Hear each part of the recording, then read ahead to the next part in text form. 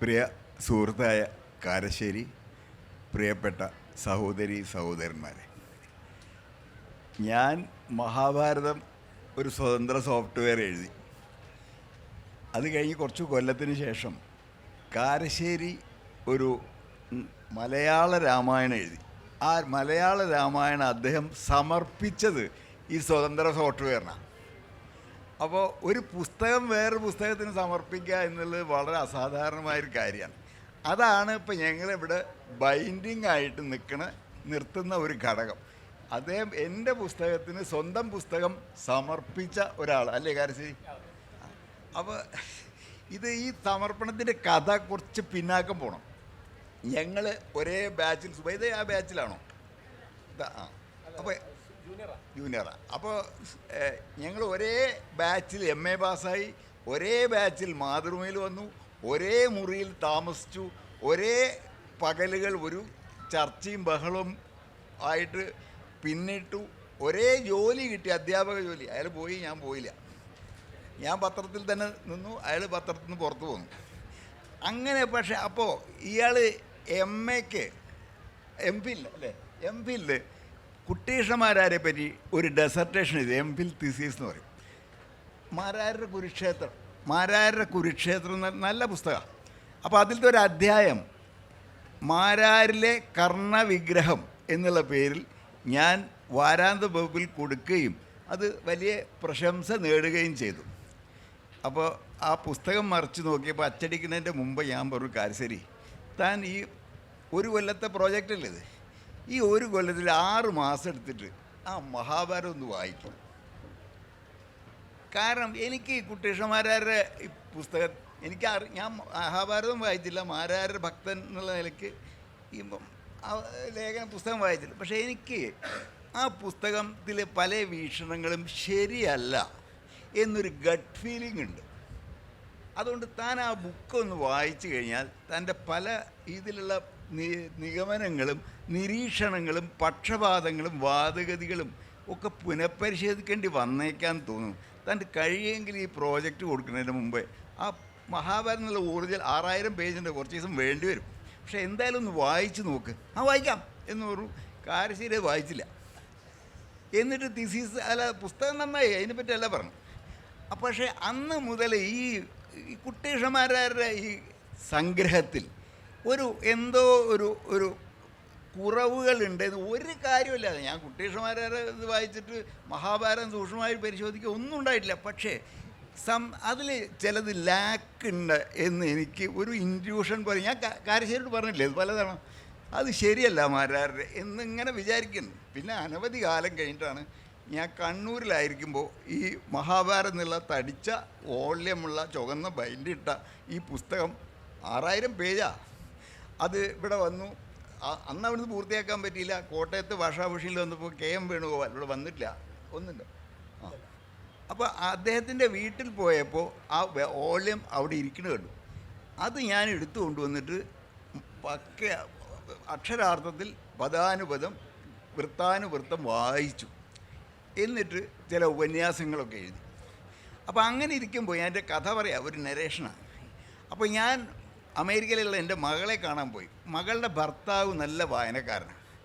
അപ്പോൾ അയാളുടെ ലൈബ്രറിയിൽ ഹിന്ദുസ് എൻ ആൾട്ടർനേറ്റീവ് ഹിസ്റ്ററി എന്നുള്ള പേരിൽ വെൻഡി ഡോണിഗർ എഴുതിയുള്ള ഒരു ഫേമസ് ഇൻഡോളജിസ്റ്റാണ്. ഇന്ത്യയിൽ നിന്നുള്ള ഈ ഇൻഡോളജി എന്ന് പറയുന്നത് ഇന്നത്തെ ഇന്ത്യയെ പഠിക്കുകയല്ല, പണ്ടത്തെ ഇന്ത്യയെ പഠിക്കുക. നമ്മൾ ഇൻഡോളജി കേട്ട് കഴിഞ്ഞാൽ ഇന്നത്തെ ഇന്ത്യയെ പഠിക്കും. ഇന്നത്തെ ഇന്ത്യയിൽ അവർക്ക് ഒരു താല്പര്യമില്ല. ഈ ടെക്സ്റ്റുകളിൽ കാണുന്ന പഴയ ഇന്ത്യയിൽ നിന്ന് ഒരു ഇന്ത്യയെ കൺസ്ട്രക്ട് ചെയ്യുക, ഇതാണ് ഇൻഡോളജിസ്റ്റിൻ്റെ പണി.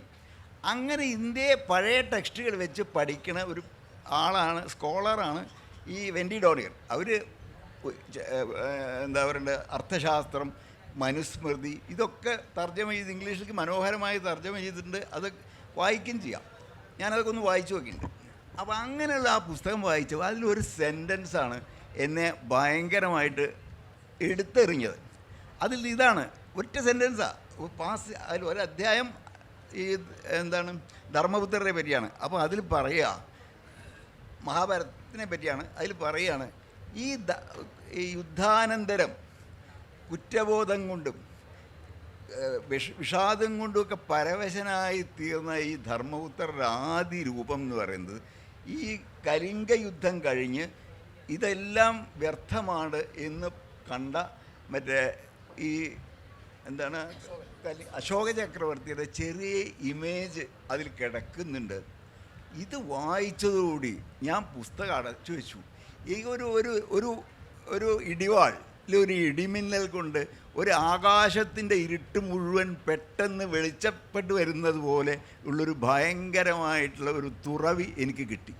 അവിടെ വെച്ചിട്ടാണ് ഞാൻ ഈ പുസ്തകം വീണ്ടും വായിച്ചിട്ട് ഈ ബുക്ക് എഴുതണം. അങ്ങനെയുള്ള ആ ബുക്ക് 15 അധ്യായം എഴുതി ഞാൻ കാരശ്ശേരിയുടെ അടുത്ത് കൊടുത്തു. കാരശ്ശേരി അത് സൂക്ഷ്മമായിട്ട് ലീവ് എടുത്ത് വന്നു. 5 ദിവസം അവിടെ താമസിച്ചു.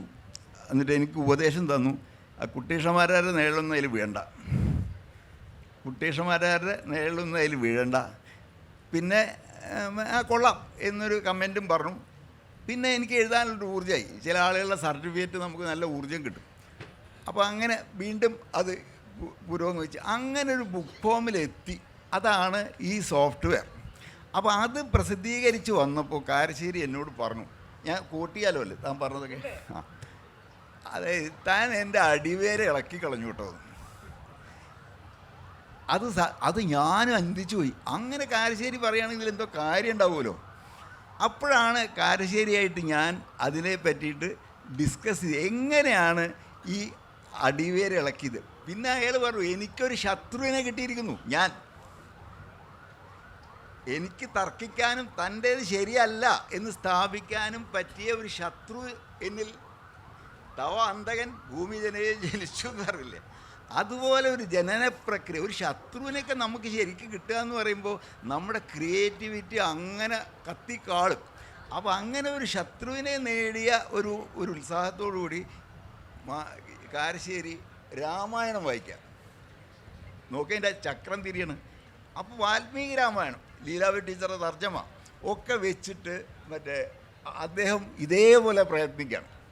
ഇതേപോലെ ഇത് ഇവിടുന്നല്ല, ഇംഗ്ലണ്ടിലേക്ക് പോയി. ഇംഗ്ലണ്ടിൽ മകൻ അവിടെ താമസിക്കുന്നുണ്ട്.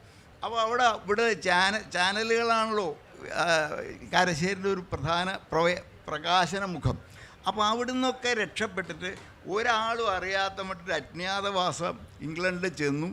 അവിടെ ഇരുന്നിട്ട് ഈ എന്താ പറയുക പുസ്തകം മലയാള രാമായണം എന്ന് മട്ടിൽ അത് എഴുതി. എന്നിട്ട് അതിൻ്റെ മുഖക്കുറിപ്പായിട്ട് അദ്ദേഹം എഴുതി, ഈ പുസ്തകം ഞാൻ സമർപ്പിച്ചത് കെ.സി. നാരായണൻ്റെ മഹാഭാരതം ഒരു സ്വതന്ത്ര സോഫ്റ്റ്വെയറിനാണ് എന്ന്.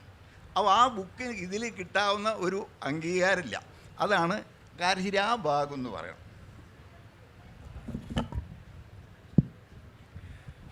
സുഹൃത്തുക്കളെ, ഈ കെ.സി. നാരായണൻ എന്നൊരു പേര് ഞാൻ MA പഠിക്കുമ്പോൾ കേൾക്കുന്നുണ്ട്.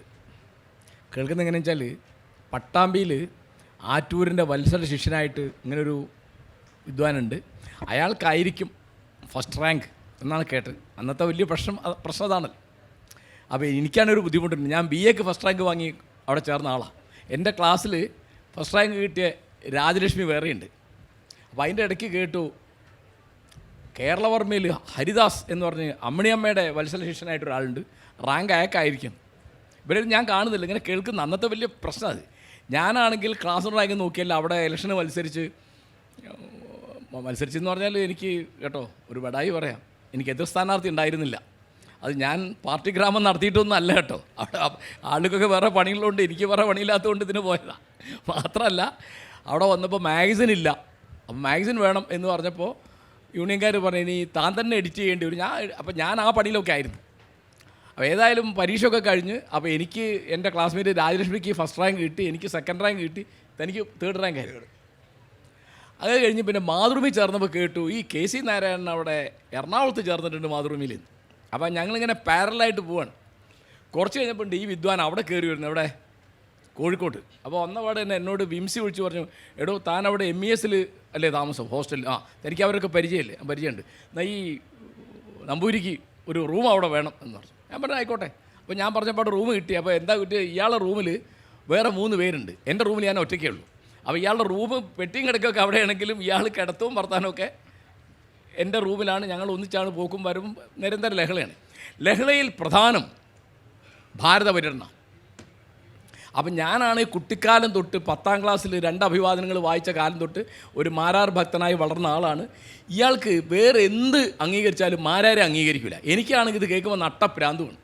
അപ്പോൾ ഞങ്ങൾ ഊണ് കഴിക്കുമ്പോഴും ഓഫീസിൽ പോകുമ്പോഴും വരുമ്പോഴും ഒക്കെ പല തർക്കം. അപ്പോൾ ഇയാളുടെ കയ്യിൽ എനിക്ക് വളരെ ഇയാളോട് അസൂയൊന്നൊരു കാര്യം, ഇയാൾക്ക് ഏതോ പ്രബന്ധ മത്സരത്തിന് കല ജീവൻ തന്നെ എന്ന പുസ്തകത്തിൻ്റെ 1ാം പതിപ്പ് സമ്മാനം കിട്ടിയത്. മനോഹരമായ എഡിഷൻ, അന്നത്തെ മാതൃഭൂമിയുടെ പ്രൊഡക്ഷനാണ്. അപ്പോൾ ഇടയ്ക്കിടയ്ക്ക് ഇയാളത് എനിക്ക് നോക്കാൻ തരും, എനിക്ക് കൊണ്ടുപോകാൻ തരില്ല. അപ്പോൾ എനിക്കതങ്ങനെ കണ്ട് ആനന്ദിക്കാനാണ്.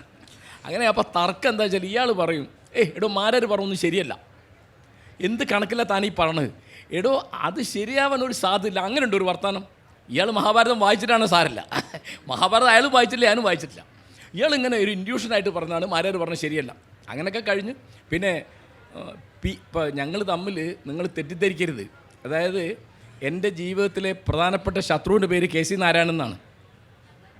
ഞാൻ ഇയാളോട് മത്സരിച്ച മാതിരി ജീവിതത്തിൽ ആരോടും മത്സരിച്ചിട്ടില്ല. അയാൾ എന്നോടും മത്സരിച്ചിട്ടുണ്ടാവില്ല. അയാൾ നേര് പറയുമെങ്കിൽ എനിക്ക് അറിയണം നേര് പറയുമെന്ന്. അപ്പോൾ എന്താ വെച്ചാൽ PSCക്ക് ആപ്ലിക്കേഷൻ കൊടുത്ത് ഞാൻ ടെസ്റ്റ് എഴുതി, ഇൻ്റർവ്യൂ കഴിഞ്ഞപ്പോൾ എനിക്ക് PSCക്ക് ഫസ്റ്റ് റാങ്ക് കിട്ടി. അപ്പോൾ ഇയാളൊന്ന് എന്നോട് പറഞ്ഞു, എടോ തനിക്ക് ഫസ്റ്റ് റാങ്ക് കിട്ടിയെങ്കിൽ അടുത്ത PSCക്ക് ഞാനും എഴുതി, ഞാനും ഫസ്റ്റ് റാങ്ക് മേടിക്കും. ഞാൻ പറഞ്ഞു താൻ എഴുതി ഫസ്റ്റ് റാങ്ക് മേടിക്കുകയാണ് വേണ്ടതെന്ന് പറഞ്ഞു. അങ്ങനെ ആർക്കും ഫസ്റ്റ് റാങ്ക് കിട്ടി. അപ്പോൾ ഞാൻ അയാളോട് കയ്യും കാലും പിടിച്ച് പറഞ്ഞു, താൻ ഇവിടുന്ന് രാജിവെക്കി, ഈ ഇവിടെ മടപ്പള്ളിയോ ആർട്സ് കോളേജിലോ നമുക്ക് ഒന്നിച്ച് ജോലി ചെയ്യാം. അപ്പോൾ ഇയാൾക്ക് ഭയങ്കര കൺഫ്യൂഷൻ. അപ്പോൾ ഇയാളെ ഭാര്യ സമ്മതിക്കില്ല. എന്താ കാരണം? അവർ മരിച്ചുപോയി കേട്ടോ, ശീല.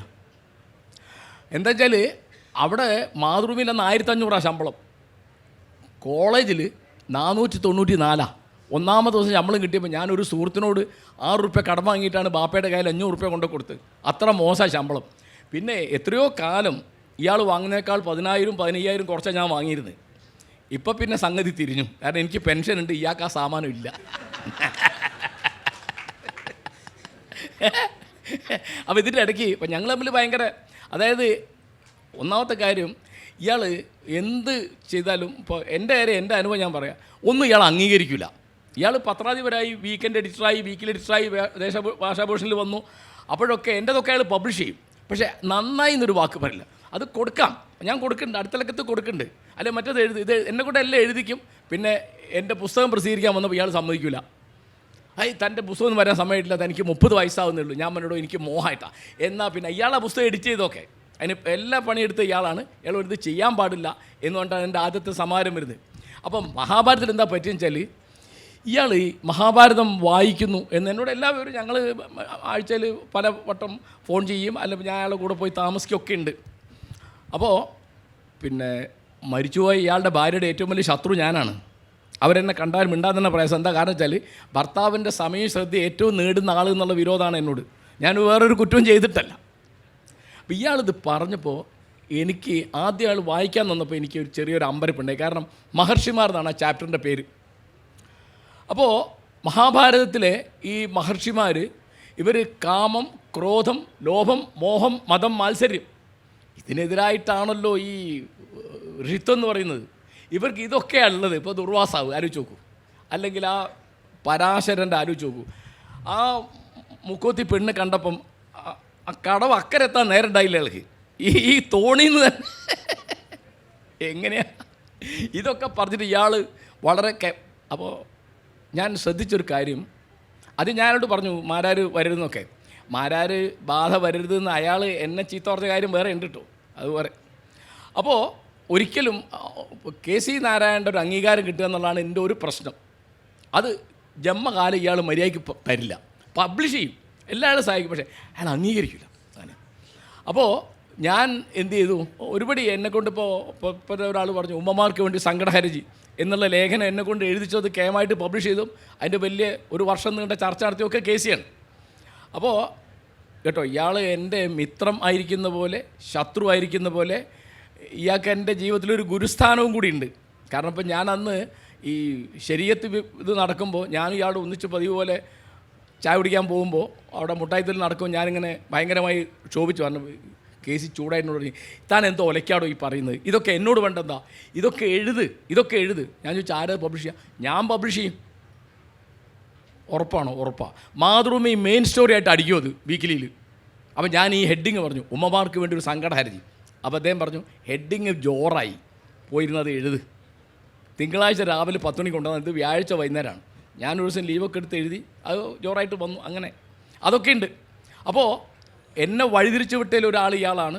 ഞാൻ പറഞ്ഞില്ലേ, മത്സരിക്കുന്ന ഇയാളോടാണ്, ഗുസ്തി പിടിക്കുന്ന ഇയാളോടാണ്, പിന്നെ തർക്കിക്കുന്ന ഇയാളോടാണ്. ഇയാൾ എല്ലാ കാര്യവും നിവൃത്തിനെ അംഗീകരിക്കാതെ ഞാൻ തർക്കിക്കും. അത് ഇയാൾക്ക് വലിയ സൗകര്യമാണ്. കാരണം പിന്നെ എന്നെ പറഞ്ഞ് തോൽപ്പിച്ചാൽ കഴിഞ്ഞല്ലോ. അങ്ങനെ അപ്പോൾ ഈ മഹാഭാരതത്തിൽ വന്നൊരു കാര്യം, ഇപ്പോൾ മഹാഭാരത അനവധി ആളുകൾ അത് പഠിച്ചു. ഇപ്പോൾ ഒരു തവണ പി കെ ബാലകൃഷ്ണൻ, അല്ലെങ്കിൽ വേറൊരു രീതിയിൽ എം ടി വാസുദേവൻ നായർ, അല്ലെങ്കിൽ ടി എം തിരുക്കുറൻ നമ്പൂരിപ്പാട്, വ്യാസപ്രസാദം, വ്യാസപ്രണാമം, വ്യാസപ്രഭാവം, പിന്നെ ഇവിടുത്തെ മഹാരാജസിലുണ്ടായിരുന്ന തുറവൂർ വിശ്വംഭരൻ, മൃഡാനന്ദ സ്വാമി, ഒരുപാട് ആളുകൾ. അപ്പോൾ ഇതിലുള്ള ഒരു വലിയൊരു കാര്യം കേസി ചെയ്തതായിട്ട് എനിക്ക് തോന്നിയത്, അതിൻ്റെ സമഗ്രതയിൽ കണ്ടു എന്നുള്ളതാണ്. ഒരു ഉദാഹരണം പറഞ്ഞാൽ, മഹാഭാരതത്തിൽ ഇപ്പോൾ നമുക്കിപ്പോൾ കേരളത്തിലുള്ളൊരു പ്രശ്നം, മഹാഭാരതത്തെ പറ്റി നമ്മുടെ ധാരണ ആദ്യത്തെ രൂപീകരിക്കുന്ന ഒരാൾ ഉള്ളൂരാണ്. അദ്ദേഹത്തിൻ്റെ കർണഭൂഷണം എന്നുള്ള കാവ്യം, ഉള്ളൂരിൻ്റെ കൃതികളിലേക്ക് എൻ്റെ കണക്കിന് ഏറ്റവും ഗംഭീരമായത് അതാണ്. അത് വളരെ എല്ലാവരെയും സ്വാധീനിച്ചു, മാരാരെയും സ്വാധീനിച്ചിട്ടുണ്ടാവും. അപ്പോൾ ഈ കുരുപാണ്ഡവ യുദ്ധത്തിൽ ധർമ്മം മുഴുവൻ പാണ്ഡവപക്ഷത്തും അധർമ്മം മുഴുവൻ കൗരവപക്ഷത്തും എന്നുള്ള ഒരു സംഗതി ഉണ്ടായിരുന്നു. അപ്പോൾ അതിൽ പലപ്പോഴും ആട്ടക്കഥകളും തുള്ളലുകളൊക്കെ പല പങ്ക് വഹിച്ചിട്ടുണ്ട്. പക്ഷേ മാരാരുടെ പഠനം വന്നതോടുകൂടി അതിലൊരു തുടക്കം ഉള്ളൂരിൻ്റെ കർണഭൂഷണുണ്ട്. അപ്പോൾ അപ്പോഴാണ് കൗരവപക്ഷത്ത് എന്തെങ്കിലും ധർമ്മം ഉണ്ടാവാമെന്നും തീർച്ചയായിട്ടും പാണ്ഡവപക്ഷത്ത് അനേകം അധർമ്മങ്ങളുണ്ടെന്നും അതിൽ പ്രധാനപ്പെട്ട കഥാപാത്രം ഈ പറയും പോലെ ഇവരാരും അല്ല, യുധിഷ്ഠിരനോ അല്ലെങ്കിൽ കൃഷ്ണനോ ഒന്നും അല്ല, അത് കർണനാണെന്നൊക്കെയുള്ള രീതിയിൽ മാരാർ വരുന്നത്. അതാണ് എന്നെ വളരെ ആകർഷിച്ചത്. അപ്പോൾ ഞാനത് മനസ്സിലാക്കിയ കാര്യം, മാരാരിൽ തന്നെ ഒരു കർണനുണ്ട് എന്നുള്ള ആ ലേഖനത്തെ പറ്റിയാണ് കേസി പറഞ്ഞത്. അപ്പോൾ വന്നൊരു പ്രശ്നം, കേസി അതിൽ വലിയൊരു സംഭാവന ചെയ്തു എന്നാണ് എനിക്ക് തോന്നിയത്. ഇപ്പോൾ വെന്റികരുടെ പുസ്തകം അതിപ്പോൾ ഇംഗ്ലീഷ് വായിക്കുന്ന ആൾ വായിക്കുന്നുണ്ടാവും. പക്ഷേ മലയാളത്തിൽ മഹാഭാരത പഠനത്തെ ഒരു പഴയ വാക്കുപയോഗിച്ച് പറഞ്ഞാൽ ചരിത്രവൽക്കരിക്കുക എന്നുള്ള പണി മലയാളത്തിലെടുത്തത് കേസിയാണ്. അതൊരു ചെറിയ സംഗതിയല്ല. കാരണം ഇത് അന്നത്തെ ഏത് കാലത്താണ് മഹാഭാരതം ഉണ്ടായത്, അതിന് പല തർക്കമുണ്ട്. ചുരുങ്ങിയ 2000 കൊല്ലം എന്ന് വയ്ക്കുക, 2000 കൊല്ലം എന്ന് വയ്ക്കുക. അപ്പോൾ അതിലിപ്പോൾ അശോകൻ എന്ന് പറഞ്ഞു, ബുദ്ധന് ശേഷമാണല്ലോ അശോകൻ. അപ്പോൾ ബുദ്ധനാണ് 2500 കൊല്ലം. അപ്പോൾ ഒരു വ്യാസനല്ല ഉള്ളൂ, അനേകം ആളുകൾ കൂടി എഴുതിയതാണ് എന്ന് ഗവേഷകന്മാർ തെളിയിച്ചൊരു കാര്യമാണ്. പിന്നെ അതിൽ വരുന്ന കാര്യങ്ങൾ വെറും ഭാവനയല്ല, അതിൽ ധാരാളം ചരിത്രാംശങ്ങളുണ്ട്. അതിൻ്റെ പലതരത്തിലുള്ള വിപുലനങ്ങളും വ്യാഖ്യാനങ്ങളും വിശദീകരണങ്ങളാണ് അതിനകത്തുള്ളത് എന്ന തരത്തിൽ അതിനെ പഴയ വാക്കെന്നെ പറയും ഹിസ്റ്റോറിസൈസ് ചെയ്യുന്നൊരു പണി കേസി എടുത്തു. മാത്രമല്ല ആ പുസ്തകം എന്നെ ശരിക്കും അടിവേരളക്കിയെന്ന് ഞാൻ പറഞ്ഞത് അതെന്താ വെച്ചാൽ, ഇയാൾ ഒരു തവണ എൻ്റെ വീട്ടിൽ വന്ന് 7 ദിവസം അവിടെ താമസിച്ചു. ഞങ്ങൾ 7 ദിവസം ഈ തർക്കമായിരുന്നു. രാവിലെ നടക്കാൻ പോകുമ്പോൾ, വൈകുന്നേരം നടക്കാൻ പോകുമ്പോഴും ഊണ് കഴിക്കുമ്പോഴൊക്കെ. അപ്പോൾ ഇദ്ദേഹം ഒരു വാക്ക് ഉണ്ടാക്കി. ആ വാക്ക് എതിർപാഠ ചേരുവ എന്നാണ്. എതിർപാഠ ചേരുവ എന്താ അത്? നിങ്ങൾ ധർമ്മം എന്ന് ഒരു ക്യാരക്ടറിൽ ഒരു പാത്രത്തിൽ സ്വഭാവമായിട്ട് പറഞ്ഞു. അതിൽ തന്നെ തൊട്ടപ്പുറത്ത് അതിൻ്റെ ഒരു അധർമ്മം, ഒരു എതിർപാഠം ഇരിപ്പുണ്ട്. ഇപ്പോൾ കാമം, ക്രോധം, ലോഭം, മോഹമൊക്കെ ഇല്ലാത്ത മഹർഷി എന്ന് പറഞ്ഞു. ഇതൊക്കെ ഉണ്ടായിട്ട് വരും. ഇതുപോലെ ഇപ്പോൾ കൃഷ്ണൻ ധർമ്മത്തിൻ്റെ മൂർത്തിയാണെന്ന് പറയും. അദ്ദേഹം കാണിക്കുന്ന അക്രമങ്ങൾ, അധർമ്മങ്ങൾ. ഇതുപോലെ പാണ്ഡവപക്ഷത്തുള്ള പലരും, ഇപ്പോൾ യുധിഷ്ഠിരൻ, അദ്ദേഹം എല്ലാവർക്കും അറിയുന്നൊരു കഥയാണ്. അദ്ദേഹം കളവ് പറഞ്ഞു എന്നുള്ളത്. കാരണം അദ്ദേഹം പറഞ്ഞുകൊണ്ടാണ് ദ്രോണർ മകൻ മരിച്ചുപോയി, അശ്വത്ഥമാവ് മരിച്ചു എന്ന് വിശ്വസിച്ച്. അപ്പോൾ ഈ കഥയിലുടനെ ഇപ്പം മാരാരെന്താ ചെയ്തത്? മാരാരെ അനുസരിക്കുകയാണ് അദ്ദേഹത്തിൻ്റെ വലിയ ഭക്തനായിരുന്ന പി കെ ബാലകൃഷ്ണൻ ചെയ്തത്. പി കെ ബാലകൃഷ്ണൻ ഇനി ഞാൻ ഉറങ്ങട്ടെ എന്നുള്ള നോവലിന് മുഖവരി എഴുതി അവസാനിപ്പിച്ച് എങ്ങനെയാണ്, ഈ നോവലിന് എന്തെങ്കിലും യോഗ്യത ഉണ്ടെങ്കിൽ അത് മുഴുവൻ മാരാർക്ക് ചെല്ലേണ്ടതാണ്, എന്തെങ്കിലും അയോഗ്യത ഉണ്ടെങ്കിൽ അത് ഞാൻ ഒറ്റയ്ക്ക് കേൾക്കേണ്ടതാണെന്ന്. അത്രയധികം മാരാരോട് കടപ്പെട്ടാണ് P K Balakrishnan. P K ബാലകൃഷ്ണനോട് വലിയ ആദരവുള്ള ആളാണ് കെ സി. കാരണം മാരാരെക്കാൾ പല കാര്യങ്ങളിലും ഭേദമാണ് പി കെ ബാലകൃഷ്ണൻ. എന്നോട് ജീവിതകാലം മുഴുവൻ തർക്കിച്ച ആളാണ് ഈ ഇരിക്കുന്നത്. ഞാനതൊന്നും യോജിക്കുന്ന ഒരാളല്ല. ബാലകൃഷ്ണനോട് വ്യക്തിപരമായിട്ട് വളരെ ബന്ധമുണ്ടായിരുന്ന ആളാണ് ഞാൻ. പക്ഷേ ഈ മഹാഭാരതത്തിൻ്റെ വ്യാഖ്യാനത്തിലും വിശദീകരണത്തിലും ഒക്കെ ഉണ്ടായത്. അപ്പോൾ മാരാരെന്താ ചെയ്തത് എന്നാണ് നമ്മുടെ ഒരു പ്രശ്നം. ഞാനത് പിന്നീടാണ് കണ്ടത്. മഹാഭാരതത്തിൻ്റെ ഗദ്യ പരിഭാഷയ്ക്ക് ആരായിരുന്നുള്ളത് എഴുതിയത്? വിദ്വാൻ പ്രകാശൻ. വിദ്വാൻ പ്രകാശത്തിൻ്റെ പുസ്തകത്തിന് മാരാരാണ് അവതാരിക. അതിൽ മാരാർ പറഞ്ഞ ഒരു കാര്യം ശരിക്കും എനിക്ക് അമ്പരപ്പ് തോന്നി. മഹാഭാരതത്തിൻ്റെ ഇങ്ങനെ ഒരു സമ്പൂർണ്ണ ഗദ്യ പരിഭാഷ ഉണ്ടാക്കണം ഞാൻ വിചാരിച്ചിരുന്നു. അതെനിക്ക് പറ്റിയില്ല. അതുകൊണ്ട് ഇത് എൻ്റെ പുസ്തകം തന്നെ, എൻ്റെ ഭാരതപര്യടനം പ്രചോദിപ്പിച്ചിട്ടാണ് ഈ പുസ്തകം ഉണ്ടായെന്ന് പ്രകാശം പറയുന്നുണ്ട്. അതുകൊണ്ട് എൻ്റെ പുസ്തകം തന്നെ ഞാൻ വിചാരിക്കുന്നു. അതിൽ പറയുന്നുണ്ട് ഈ കാവ്യങ്ങൾ, ഇതിഹാസങ്ങളൊക്കെ നമ്മൾ വായിക്കുന്നത് എങ്ങനെയാണ്, വായിക്കേണ്ടത് എങ്ങനെയാണ്. അത് വായിച്ചിട്ട് അതിൽ നിന്ന് നമുക്ക് ഏതെങ്കിലും ധാർമ്മിക മൂല്യം, സനാതന ധർമ്മം, സാംസ്കാരിക മൂല്യം പഠിച്ചെടുക്കാനുണ്ടോ, അത് കണ്ടെത്താനുണ്ടോ, അത് കണ്ടെത്തി അത് പഠിക്കുക, അത് പരിശീലിക്കുക. അതാണ് ഇതിഹാസങ്ങളും കാവ്യങ്ങളും പഠിക്കുമ്പോൾ ഉള്ള ഉത്തരവാദിത്തം എന്നതിൽ പറയുന്നുണ്ട്. ഇതാണ് ഭാരതത്തിൽ നടന്നത്. കേസിക്ക് സിദ്ധാന്തപക്ഷമല്ല, അത് വളരെ പ്രധാനപ്പെട്ട ഒരു കാര്യമാണ്. ഇങ്ങനെയാണ് ഈ പറഞ്ഞതിന് വ്യാസൻ ഈ പറഞ്ഞതിന് എതിർ വ്യാസൻ തന്നെ പറയും, അതിൻ്റെ എതിർ വ്യാസം പറയും, അതിൻ്റെ എതിർ പറയും. ആണ് എതിർപാഠ ചേരുവെന്ന് പറഞ്ഞത്. അപ്പോൾ ഉദാഹരണം പറഞ്ഞാൽ യുധിഷ്ഠിരൻ എന്തുകൊണ്ടാണ് ആ തരത്തിൽ ആവർത്തിച്ച് വിളിക്കുമ്പോഴൊക്കെ അദ്ദേഹത്തിന് നിശ്ചയില്ലാത്തൊരു പണിയാണ് ചൂതുകളി എന്ന് പറയുന്നത്. അപ്പോൾ ദുര്യോധൻ്റെ ഭാഗത്ത് നിന്ന് ചൂതുകളി എന്നുള്ളൊരു പ്രലോഭനം വരുമ്പോൾ എന്തുകൊണ്ടാണ് അദ്ദേഹം സ്വീകരിച്ചത്? അപ്പോൾ അത് ഒരു രാജാവ് വെല്ലുവിളി സ്വീകരിക്കണം എന്നുള്ള കണക്കില്ല. അങ്ങനെയല്ല, ഒരു ഘട്ടത്തിൽ ഭീമനോട് യുധിഷ്ഠിരൻ പറയുന്നുണ്ട്, ആ ചൂതുകളി ജയിച്ചിട്ട് അവരുടെ ദുര്യോധനൻ്റെ രാജ്യം ഇങ്ങോട്ട് കിട്ടിയെങ്കിലോ എന്ന് വിചാരിച്ചിട്ടാണ്. അപ്പോൾ അത്ര നിഷ്കളങ്കനല്ല ആര്? യുധിഷ്ഠിരൻ. അപ്പം കെ സി എന്നോട് പറഞ്ഞു ഇത് മാരാര് കണ്ടിട്ടില്ല. അപ്പോൾ ഞാനും അങ്ങനെ വിചാരിച്ചു. ഞാൻ പിന്നെ കെ സിയോടുള്ള മത്സരം കൊണ്ട് വീണ്ടും ഭാരതപുരം വായിച്ചപ്പോൾ മാരാരി ഒരു വാക്യത്തിൽ പറയുന്നുണ്ട്. ഞാൻ ഉടനെ കത്തെഴുതി അയച്ചു കെ സിക്ക്, ഇത്രാമത്തെ എഡിഷനിൽ. അപ്പോൾ ഇതൊക്കെ ഉണ്ടെങ്കിലും അതിൻ്റെ അപ്പുറത്ത് ഇപ്പോൾ സ്നേഹത്തിൻ്റെ ഒരു സന്ദേശം അതിനകത്തുണ്ട്. കെ സി സമ്മതിക്കില്ല. കാരണം സ്നേഹത്തിൻ്റെ സന്ദേശമുള്ള മാതിരി, അഹിംസയുടെ സന്ദേശമുള്ള മാതിരി ഹിംസയുടെ സന്ദേശം അതിനകത്തുണ്ട്. അപ്പോൾ ഇത് വലിയ പ്രശ്നമാണ്. അപ്പോൾ അങ്ങനെ ഒരു സമഗ്രതയിൽ കാണുക എന്നുള്ളൊരു സംഗതിയും അതിൻ്റെ അതിനകത്തുണ്ട് എന്ന് തെളിയിക്കുന്നൊരു കാര്യം ചെയ്യുമ്പോൾ നമ്മുടെ മഹാഭാരതത്തെപ്പറ്റിയുള്ള ധാരണകൾ മുഴുവൻ മാറിപ്പോവും. അപ്പോൾ നമ്മൾ ഈ പറയുന്ന മാതിരി കൃഷ്ണനായാലും യുധിഷ്ഠിരനാണെങ്കിലും ഭീഷ്മരാണെങ്കിലും കർണനാണെങ്കിലും ഒക്കെ, ഇപ്പോൾ കർണനൊക്കെ മാരാൻ അങ്ങേയറ്റം ഐഡിയലൈസ് ചെയ്യും, ആദർശവൽക്കരിച്ചിട്ടാണ് പറയാം. ഭീഷ്മരെയാണെങ്കിലും ഇപ്പോൾ ഭീഷ്മർ എന്തുകൊണ്ടാണ് മിണ്ടാതിരുന്നത്? ഇപ്പോൾ മാരാരുടെ ഒരു വലിയ യോഗ്യത 250 പേജ് ആ പുസ്തകമുള്ളൂ, 18 അധ്യായമുള്ളൂ. വളരെ പ്രധാനപ്പെട്ട ഭാഗങ്ങൾ സംഗ്രഹിച്ചു.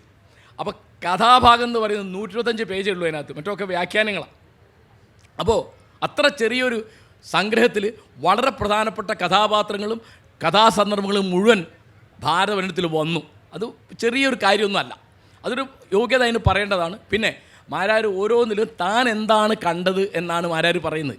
മഹാഭാരതം എന്താണെന്നല്ല, മഹാഭാരതം എങ്ങനെയെന്ന് ഞാൻ കണ്ടത് എങ്ങനെയാണ്. അപ്പോൾ കെ സി പറയാൻ ഉദ്ദേശിക്കുന്നത് എപ്പോഴും ഇങ്ങനെയൊന്നും ഈ ഇതിഹാസങ്ങൾ വായിക്കാൻ പാടില്ല, ഇതിൻ്റെ എതിരായ കാര്യങ്ങൾ അതിനകത്തുണ്ട്, അതും കൂടി കണ്ടാൽ മാത്രമേ അതിൻ്റെ സമഗ്രതയിൽ കാണാൻ പറ്റുള്ളൂ എന്നുള്ളതാണ്.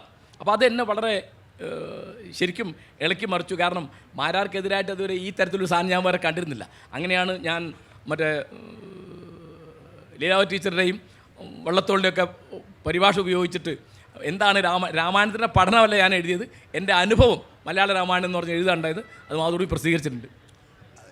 ഇനി ഈ നമ്മൾ അടുത്ത സ്റ്റെപ്പിലേക്ക് വരിക. ഈ മഹാഭാരതം, ഈ യുദ്ധം, ഛിദ്രം, ഇതാണ് അതിൻ്റെ കഥ. ഈ ഭക്തി പ്രസ്ഥാനം വന്നതോടുകൂടി ഈ യുദ്ധവും അതുപോലെ ഛിദ്രവും ജനങ്ങളോട് പറയാനോ അത് ഭക്തി പ്രസ്ഥാനത്തിൻ്റെ ഭാഗമാക്കാനോ പറ്റുന്നതല്ല. അതിലൊരു കൃഷ്ണനെ കൊണ്ടുവന്നു. അത് മഹാഭാരതത്തിലും കൃഷ്ണൻ്റെ, അയാൾ ഡിപ്ലോമാറ്റിക്കായ ഒരു പാർട്ടിസാനാണ്, ഒരു പക്ഷത്തെ സ്ഥാപിക്കുകയാണ്.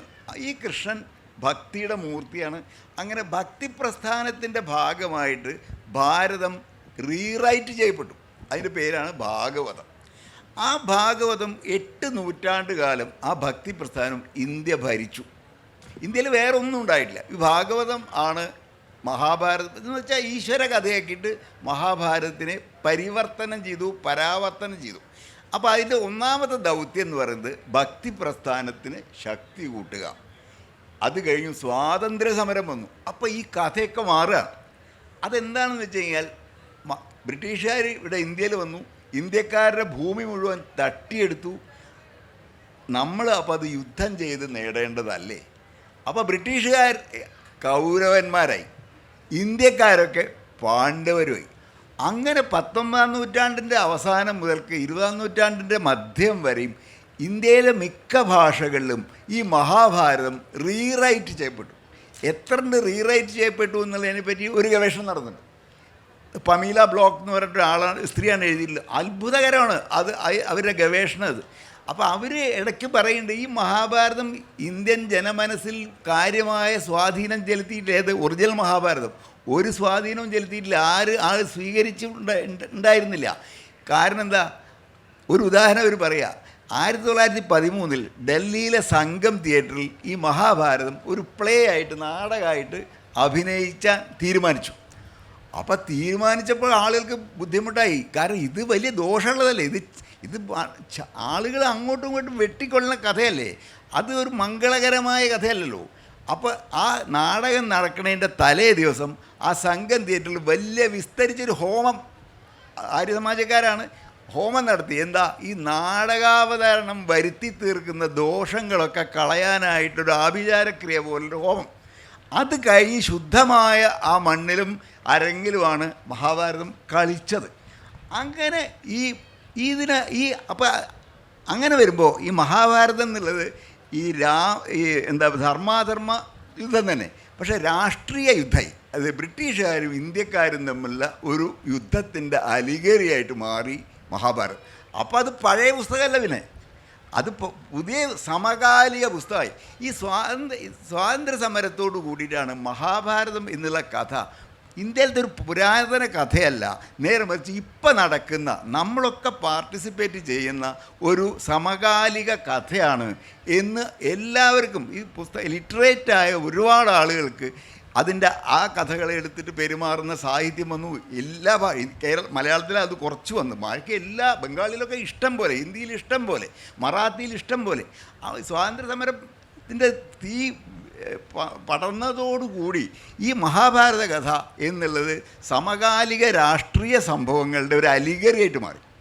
അങ്ങനെയാണ് അത് സാർവത്രികമായതും. കുരുക്ഷേത്രം എന്നുള്ളൊരു വാക്കൊക്കെ ഏത് തെരഞ്ഞെടുപ്പിനും കുരുക്ഷേത്രത്തിലാണ് നമുക്ക് കാണാം എന്നുള്ള വാക്യമൊക്കെ അങ്ങനെ വരുന്നത്. ധൃതരാഷ്ട്രർ, പാണ്ഡവ, ഇങ്ങനെ ഈ മഹാഭാരതത്തിൻ്റെ മെറ്റഫറുകളും വാക്കുകളും പദാവലികളും ഒരു 50 കൊല്ലം കൊണ്ട് എല്ലാവർക്കും പരിചിതമായിട്ടുള്ള ഒരു പദാവലികളും ഒക്കെ ആയിട്ട് മാറി. അങ്ങനെ അപ്പോൾ അതിൻ്റെ ഇടയിലാണ് ഈ മഹാഭാരതം നമ്മളൊക്കെ ചർച്ച ചെയ്യേണ്ട മട്ടിൽ ഒരു രാഷ്ട്രീയമായിട്ടുള്ള ഒരു സംഭവമോ ഇതിഹാസമോ ഒക്കെ ആയിട്ട്. അപ്പോൾ ജവഹർലാൽ നെഹ്റു അദ്ദേഹമാണ് അന്ന് മഹാഭാരതത്തിനെ പറ്റിയും രാമായണത്തിനെ പറ്റി ഏറ്റവും പ്രധാനമായിട്ടൊരു കാര്യം എഴുതി. ഈ 2 പുസ്തകങ്ങളും ആളുകൾ വിചാരിക്കുന്ന പോലെ ഹിന്ദുക്കളുടെ പുസ്തകമല്ല. അത് വളരെ ശ്രദ്ധേയമാണ്. അത് ഇന്ത്യയെ കണ്ടെത്തില്ല എഴുതിയിട്ടില്ല. ഇത് ഹിന്ദുക്കളുടെ ഒരു മതഗ്രന്ഥമല്ല. എല്ലാവർക്കും വായിക്കാനായിട്ട് ഇന്ത്യ ലോക സാഹിത്യത്തിന് സംഭാവന ചെയ്ത 2 ഇതിഹാസ പുസ്തകങ്ങളാണിത്. അത് സാഹിത്യം എന്ന ഗണത്തിലാണ് പെടുക. അപ്പോഴാണ് നമ്മളൊക്കെ അമ്പരം, നമ്മൾ വായിക്കുന്നത് ഒരു സാഹിത്യ ഗ്രന്ഥങ്ങളാണല്ലോ. അപ്പോഴാണ് അത് പുരാണ കഥയോ നടന്ന കഥയോ ചരിത്ര കഥയോ സമകാലിക കഥയോ ഒക്കെ ആയിരിക്കുമ്പോൾ തന്നെ അത് സാഹിത്യമാണ് എന്ന് തിരിച്ചറിയപ്പെടും. അത് ജവഹർലാൽ നെഹ്റുവിനെ പോലെ ഇത്രയും പണ്ഡിതനും ലിറ്ററേറ്റും എഴുത്തുകാരനും ഒക്കെ ആയ ആൾ ആ സാഹിത്യത്തെ സമകാലിക ചരിത്രവൽക്കരിച്ചു. ഇത് ഇപ്പോഴത്തെ കഥയാണ്, ഇത് ഇപ്പോഴത്തെ സാഹിത്യമാണ്. അങ്ങനെ ഒരു പഴയ സംഗതികളെ പഴമയിൽ നിന്നിങ്ങനെ പുനരെടുത്തുകൊണ്ട് ഈ വർത്തമാന കാലത്തിലേക്ക് അങ്ങനെ വിസ്തരിച്ച് വിന്യസിച്ചു. അതാണ് ഇതിൻ്റെ വളരെ പ്രധാനപ്പെട്ട ഒരു മുഹൂർത്തം. രാമായണമായാലും ശരി, ഭാരതമായാലും ശരി, ഇത് ഇന്നത്തെ ഇന്ത്യയുടെ കഥയാണ്. നെഹ്റുവാണ് പറഞ്ഞത്. ഇതിൽ നമ്മൾ ശ്രദ്ധിക്കേണ്ട വളരെ പ്രധാനപ്പെട്ടൊരു കാര്യം, 48-49 കാലത്താണ് കുട്ടികൃഷ്ണമാരാർ ഭാരതപര്യടനം എഴുതുന്നത്. അദ്ദേഹം മഹാഭാരതം വായിച്ച് ഉറപ്പിച്ച് പ്ലാൻ ചെയ്ത് എഴുതിയ പുസ്തകമേ അല്ലത്. അദ്ദേഹം ആ നിലയ്ക്ക് 19 ലേഖനങ്ങൾ എഴുതി. അതിൽ തിരഞ്ഞെടുത്ത 18 എണ്ണമാണ് ഭാരതപര്യടനം നമ്മളിന്ന് വായിക്കുന്നത്. അതിൽ ശ്രദ്ധിക്കേണ്ട ഒരു കാര്യം, 48-49 എന്ന് പറഞ്ഞാൽ വിഭജനത്തിൻ്റെ മുറിവുകൾ ഉണങ്ങാത്ത കാലമാണ്. ഉദാഹരണം പറഞ്ഞാൽ മാരാർ അങ്ങേയറ്റം ഒരു ഗാന്ധി ഭക്തനാണ്. അദ്ദേഹം ദേശീയ പ്രസ്ഥാനത്തോട് താല്പര്യം ഉണ്ടായിരുന്ന ഒരാളാണ്. ഒരു സാധാരണ വാക്ക് വെച്ചാൽ ഗാന്ധിയനാണ്, അഹിംസാവാദിയാണ്. അപ്പോൾ അതിലിപ്പോൾ സഹോദരന്മാർ തമ്മിൽ എന്നൊരു അധ്യായമുണ്ട്. അതെന്താണ്? യുധിഷ്ഠിരനെ കൊല്ലാൻ വേണ്ടി അർജുനൻ ഒരു ഘട്ടത്തിൽ വാളെടുത്തു. വിസ്തരിക്കാൻ സമയമില്ല. എന്തിനാണ്? കർണനെ കൊല്ലാതെ വന്നതിന് ദേഷ്യപ്പെട്ടപ്പോഴാണ് നീ നിൻ്റെ ഗാന്ധിയും വേറെ ആൾക്ക് കൊടുക്ക് എന്ന് പറഞ്ഞപ്പോൾ ഗാന്ധിയും വേറെ ആൾക്ക് കൊടുക്ക് എന്ന് പറഞ്ഞവനെ ഞാൻ കൊല്ലും എന്ന് എനിക്കൊരു വ്രതമുണ്ട് എന്ന് പറഞ്ഞിട്ടാണ്. പക്ഷെ അത് വായിച്ചാൽ നമുക്ക് മനസ്സിലാവും ഹിന്ദു മുസ്ലിം ലഹളയുടെ പശ്ചാത്തലത്തിൽ അത് എഴുതുന്നു. ആ പുസ്തകത്തിൽ എപ്പോഴും ഉള്ളത് ദേശീയ പ്രസ്ഥാനത്തിൻ്റെ ഒടുവിൽ നിർഭാഗ്യവശാൽ നമ്മുടെ നാട്ടിൽ 46 ആഗസ്റ്റ് 16-ാം തീയതി, 47 ആഗസ്റ്റ് 15 എല്ലാവർക്കും ഓർമ്മയുണ്ട്, 46 ആഗസ്റ്റ് 16-ാം തീയതിയാണ് വെസ്റ്റ് ബംഗാളിൽ ഡയറക്റ്റ് ആക്ഷൻ എന്ന് പറഞ്ഞ് ജിന്നയുടെ കോൾ കഴിഞ്ഞിട്ട് കലാപം തുടങ്ങുന്നത്. അപ്പോൾ അത്തരത്തിലുള്ള സമകാലികമായ അനവധി കാര്യങ്ങളുടെ പശ്ചാത്തലം അതിനകത്തുണ്ട്. ഗാന്ധി ഭാരതഭരണത്തിൽ ഒരു കഥാപാത്രമായി വരുന്നുണ്ട്. ഭഗവത് ദൂത് എന്നുള്ള ലേഖനത്തിൽ മാരാർ ഗാന്ധിയുടെ നവഖാലി യാത്രയെയും കൃഷ്ണൻ്റെ ദുര്യോധൻ്റെ അരമനയിലേക്കുള്ള യാത്രയും താരതമ്യപ്പെടുത്തും. എന്നിട്ട് പറയും ഇതാണ് ആ ദ്വാപരയുഗ മഹാത്മാവിൽ നിന്ന് ഈ കലിയുഗ മഹാത്മാവിലേക്കുള്ള വളർച്ച എന്ന്. പിന്നെ തീർച്ചയായിട്ടും എന്നും നമ്മൾ ശ്രദ്ധിക്കേണ്ട ഒരു അപ്പുറത്തുള്ളൊരു കഥാപാത്രമാണ് അംബേദ്കർ. അദ്ദേഹം മഹാഭാരതത്തെയും രാമായണത്തെയും നിശിതമായി ആക്രമിക്കും. അദ്ദേഹത്തിൻ്റെ ഒരു പുസ്തകത്തിൻ്റെ ചെറിയൊരു ഭാഗം ഒരു പുസ്തകമായിട്ട് മലയാളത്തിൽ തന്നെ ഉണ്ട്. അതിൻ്റെ തലക്കെട്ട് രാമനും കൃഷ്ണനും പ്രതിക്കൂട്ടിൽ നിന്നാണ്. അത് ജാതി വ്യവസ്ഥ അരക്കിട്ടുറപ്പിക്കുന്ന സന്ദർഭങ്ങളാണ് കൃത്യമായിട്ട് മഹാഭാരതത്തിലും രാമായണത്തിലുള്ളത്. ഞാനൊരു ഉദാഹരണം പറഞ്ഞാൽ, അപ്പോൾ ഗാന്ധി പറയുന്നുണ്ട് എന്താണ് രാമായണത്തിൽ എന്താ തുടങ്ങുന്നത്? മാ എന്നാണ് തുടങ്ങുന്നത്, അരുത്. മാ നിഷാദ, കാട്ടാള അരുത്. എന്താണ് കാട്ടാളം ചെയ്തത്? കുരരിപ്പടകളിലൊന്നിനെ അമ്പെയ്തു എന്നാണ്. വലിയ അന്യായം. ഇതേ വാൽമീകി രാമായണത്തിൽ ഇതേ വാൽമീകി തനിക്ക് അർഹതയില്ലാത്ത തപസ്സനുഷ്ഠിച്ചതിന് ശൂദ്രമുനിയെ കഴുത്തറുത്ത് കൊന്ന, ശംഭുവിനെ കഴുത്തറുത്ത് കൊന്ന രാമനെ അനുമോദിക്കുന്ന രംഗമുണ്ട്. വാൽമീകിനെ എഴുതിയതാണ്. അത് ഇപ്പോൾ പറയുന്നത് എന്താണ്? ഉത്തരരാമായണം മുഴുവൻ പ്രക്ഷിപ്തമാണ് എന്നാണ്. അപ്പോൾ പ്രക്ഷിപ്തമാണെങ്കിൽ എങ്ങനെയാണ് കാളിദാസൻ്റെ രഘുവംശത്തിൽ 14-ാം സർഗത്തിൽ ഇതുണ്ടാവുക? സീതയെ ഉപേക്ഷിക്കുന്ന അതിനകത്തുണ്ടല്ലോ. സീതാപരിത്യാഗം അല്ലെങ്കിൽ ശംഭുകവധം, ഇതൊക്കെ ഇന്ന് എഴുത്തേത്താന്ന് പറയാൻ പറ്റില്ല. പിന്നെ വളരെ ശ്രദ്ധിക്കേണ്ട ഒരു കാര്യമുള്ളതെന്ന് വെച്ചാൽ ഇന്ത്യയിൽ ഇപ്പോൾ ഗാന്ധി വരുന്നതിന് മുമ്പത്തെ പ്രധാനപ്പെട്ട നേതാവാണ് ആര്? ബാലഗംഗാധര തിലകൻ. അദ്ദേഹത്തിൻ്റെ പ്രധാനപ്പെട്ട ഒരു പുസ്തകം ഗീതാ ദ മദർ എന്നാണ്. ഗാന്ധി 40 കൊല്ലം മെനക്കെട്ടിട്ടാണ് അനാസക്തി യോഗം എന്നുള്ള പുസ്തകം, ഗീതയുടെ പരിഭാഷയാണ്, വ്യാഖ്യാനമാണ് എഴുതിയത്. ഗാന്ധിക്ക് അത്ര വലിയ ഗാന്ധിക്ക് 3 ഭാഷയാണ് കാര്യമായിട്ട് അറിയുന്നത്. ഒന്ന് അദ്ദേഹത്തിൻ്റെ മാതൃഭാഷ ഗുജറാത്തി, വേറൊന്ന് അദ്ദേഹം ഇംഗ്ലണ്ടിൽ പോയി പഠിച്ച ഇംഗ്ലീഷ്, വേറൊന്ന് അദ്ദേഹം പഠിച്ച ഹിന്ദി, പിന്നെ കുറച്ച് ബംഗാളി പഠിച്ചിരുന്നു, വളരെ കുറച്ച് ഉറുദു പഠിച്ചിരുന്നു, സംസ്കൃതം അങ്ങനെ കാര്യമായിട്ട് പഠിച്ചിട്ടില്ല. എന്നിട്ട് അദ്ദേഹം പക്ഷേ നമ്മൾ ഓർക്കേണ്ട കാര്യം, ഗാന്ധി കയ്യിലെടുത്ത പോലെ ഗോഡ്സെയും കയ്യിലെടുത്ത പുസ്തകമാണ് ഗീത. ഗാന്ധിയെയും ഗോഡ്സെയും ഒരുപോലെ നയിക്കുന്ന ഒരു പുസ്തകം എന്ന് പറയുന്നത് ഭഗവത്ഗീതയാണ്. ആനന്ദ് ഒരു സംഭാഷണത്തിൽ എന്നോട് പറഞ്ഞിരുന്നു, ഗീത മഹാഭാരതത്തിൻ്റെ ഭാഗമല്ല, അത് പിന്നീട് വന്നതാണ്. അദ്ദേഹം പറയുന്നത് ഇസ്ലാമിൻ്റെ സ്വാധീനമുള്ള പുസ്തകമാണ് ഭഗവത്ഗീത എന്നാണ്. വളരെ വളരെ ശ്രദ്ധിക്കേണ്ട കാര്യം. കാരണം ഗാന്ധി എങ്ങനെ വ്യാഖ്യാനിച്ചു? ഗാന്ധി വ്യാഖ്യാനിച്ചത് ഇതിൽ ഹിംസയേ ഇല്ല. അപ്പോൾ ആൾക്ക് മനസ്സിലാവില്ല. കാരണം തേർത്തട്ടിൽ മനസ്സ് കെട്ട് തളർന്ന് വീണ് കിടക്കുകയാണ് ആര്? ഈ പോരാളി. അപ്പം മറ്റേ തേരാളിയാണ് പറയുന്നത് എണീക്ക്, ഉത്തിഷ്ഠ, എന്നിട്ട് യുദ്ധം ചെയ്യ് എന്ന്. അപ്പോൾ ഈ യുദ്ധം ചെയ്യ് എന്ന് പറയുന്നൊരു പുസ്തകം, യുദ്ധത്തിൻ്റെ അനവധി കാര്യങ്ങൾ ന്യായീകരിക്കുന്ന ഒരു പുസ്തകം എങ്ങനെയാണ് അഹിംസയുടെ പുസ്തകമാവുക? അപ്പോൾ ഗാന്ധി പറയുന്നത് നിങ്ങൾ ഈ കുരുക്ഷേത്രം എന്ന് പറയുന്നത് ഒരു ഭൂമിയിൽ നടന്ന യുദ്ധമല്ല, അത് നിങ്ങളുടെ മനസ്സാണ്. അവിടുത്തെ ധർമാധർമ്മങ്ങളുടെ യുദ്ധത്തെയാണ് നിങ്ങൾ കുരുപാണ്ഡവ യുദ്ധമായിട്ട് കാണുന്നത്. അതിന് അദ്ദേഹം ന്യായം പറഞ്ഞത് ഗീത ഉയർത്തിപ്പിടിക്കുന്ന ഏറ്റവും പ്രധാനപ്പെട്ട ആശയം അനാസക്തിയാണ്. അനാസക്തിയും ഹിംസയും ഒന്നിച്ചു പോവില്ല. ആർക്കാണ് ഹിംസ വേണ്ടത്? ഹിംസ വേണ്ടത് ആസക്തിയുള്ളവനാണ്. ലൗകികമായ ആസക്തി, ഈ പറഞ്ഞ ലോഭം, മോഹം, മതം, ക്രോധം ഒക്കെ ഉള്ള ആളുകളാണ്. ഇതിൻ്റെ അപ്പുറത്താണ് കൃഷ്ണൻ പറയുന്ന കാര്യം അനാസക്തി. അപ്പോൾ അതുകൊണ്ട് മറ്റത് മുഴുവൻ അലിഗറിയാണ്. ഇപ്പോൾ നേരത്തെ കുരുക്ഷേത്രത്തെ പറ്റി പറഞ്ഞു. ഞാൻ ഓർക്കുന്നത് ശരിയാണെങ്കിൽ 69 EMSനോട് പിരിഞ്ഞു വരുമ്പോൾ TV തോമസാണ് മലയാളത്തിൽ അത് പറയുന്നത്. നമുക്ക് കുരുക്ഷേത്രത്തിൽ കാണാമെന്ന്. വലിയ ഹെഡിങ് ആയിരുന്നു. 69 അവർ പിരിഞ്ഞിട്ട് അന്ന് ഉണ്ടായിരുന്നൊരു വാക്ക് കുറുമുന്നണി എന്നൊരു വാക്കുണ്ടായിരുന്നു. കാരണം മുസ്ലിം ലീഗും ഇവരെ കൂടിയാണ് പുറത്തേക്ക് പോരുന്നത്, സപ്തമുന്നണിന്ന്. അപ്പോൾ ഈ കുരുക്ഷേത്ര ഭൂമി, അവിടെ ഒരു സ്ഥലമുണ്ട് ഇപ്പോഴും, അവിടെ നടന്നു പറയുന്നുണ്ട്. ഇതുപോലെ ഈ മഹാഭാരതം മാത്രമല്ല, രാമായണവും ഇവിടുത്തെ വളരെ പ്രധാനപ്പെട്ട രാഷ്ട്രീയ ആയുധമായിരുന്നു. അതിലിപ്പോൾ തീർച്ചയായിട്ടും രാമൻ ഒരിക്കലും ഒരു മാതൃകാ കഥാപാത്രമല്ല എന്ന് വാദിക്കാൻ അംബേദ്കർ ഉപയോഗിച്ചത് പ്രധാനപ്പെട്ട ഒന്ന് ശംഭുകവധാണ്, വേറൊന്ന് സീതാപരിത്യാഗമാണ്. അങ്ങനെ അനവധി കാര്യങ്ങൾ. ഇവിടെ രാമായണം ഏറ്റവും അധികം കൊണ്ടാടിയ ഒരാൾ ഇ വി രാമസ്വാമിയാണ്. അദ്ദേഹം പറഞ്ഞു, രാമൻ ആരാണ്? ആര്യനാണ്, ഉത്തരേന്ത്യക്കാരനാണ്. ആരാണ് രാവണൻ? അദ്ദേഹം ദ്രാവിഡനാണ്. ഇപ്പോൾ നമ്മുടെ നേതാവാണ് രാവണൻ. അദ്ദേഹത്തിൻ്റെ പേര് രാമൻ എന്നാണ് കേട്ടോ. അദ്ദേഹം രാവണായൻ എഴുതി എന്നൊരു കഥയുണ്ട്, ഞാൻ കണ്ടിട്ടില്ല, പറഞ്ഞു കേട്ടാണ്. ഇവിടെ നമ്മുടെ പള്ളത്ത് അദ്ദേഹം രാമനാ, അദ്ദേഹം രാവണായൻ എഴുതി. വലിയ തമാശ, എല്ലാ രാമന്മാരും ആദ്യം എഴുതുക രാവണായനാണ്. പള്ളത്ത് രാമൻ രാവണായൻ എഴുതിയിട്ടുണ്ട്, മറ്റേ എഴുതിയെന്ന് ഞാൻ കേട്ടോ, ഞാൻ കണ്ടിട്ടില്ല. അദ്ദേഹം പറഞ്ഞത് രാമലീലയല്ല നടത്തേണ്ടത്, രാവണലീലയാണെന്നാണ്. കാരണം എന്താണ്? നമ്മൾ രാവണൻ്റെ ആളുകളാണ്, നമ്മൾ കറുത്തവരാണ്, നമ്മൾ ദ്രാവിഡരാണ്, നമ്മൾ ദാക്ഷിണാത്യരാണ്. അതുകൊണ്ട് മറ്റത് മുഴുവൻ ഉത്തരേന്ത്യക്കാർ ഹിന്ദി വാല. ഇപ്പോഴും സ്റ്റാലിൻ ഇത് ഉപയോഗിക്കും.